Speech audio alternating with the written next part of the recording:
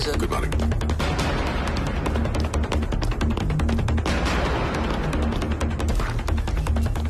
Sir. Yep. Good morning, sir. Good morning, Rajiv. Ma'am. Ma'am is waiting for you. Thank you. Good morning, ma'am. Good morning mister D'Costa. আসুন, Thank you, ma'am. साहब को भी चाय दो। Thank you again. এত short নোটিসে appointment দেওয়ার জন্য। আমি জানি খুব ইম্পর্টেন্ট কিছু না হলে আপনি এভাবে আর্জেন্ট অ্যাপয়েন্টমেন্ট চাইতেন না। বলুন। Ma'am, as per latest intelligence report, Hizbul Al Qaeda আমাদের দেশের অনেকগুলো ইম্পর্টেন্ট সিটি টার্গেট করে টেররিস্ট অ্যাটাক প্ল্যান করছে। 2 মাস আগে ওদের চিফ ইয়াকুব হাবিবিকে ক্যাপচার করেছিল।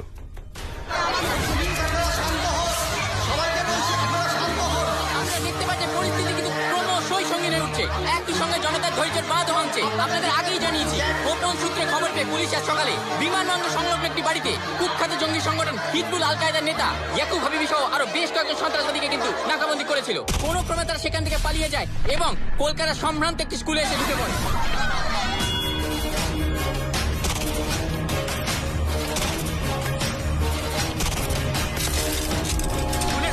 ছাত্রছাত্রীকে নিরাপদ আশ্রয় নিয়ে যাওয়া হলেও আমাদের বিশ্বস্ত সূত্র অনুযায়ী এই স্কুলের অডিটোরিয়ামে একটি নাচের রিহার্সাল চলছিল এবং সেখানে কিন্তু ছাত্রছাত্রী সহ শিক্ষিকাদেরও পণবন্দি করে রেখেছে সন্ত্রাসবাদীরা।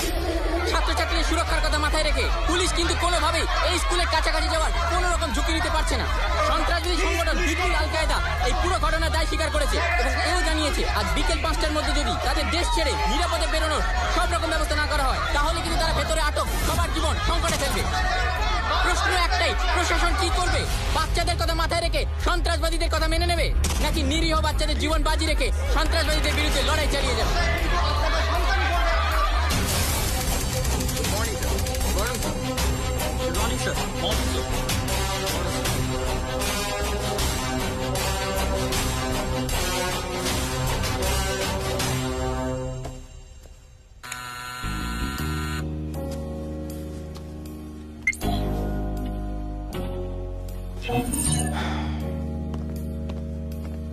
স্পাইডার। স্যার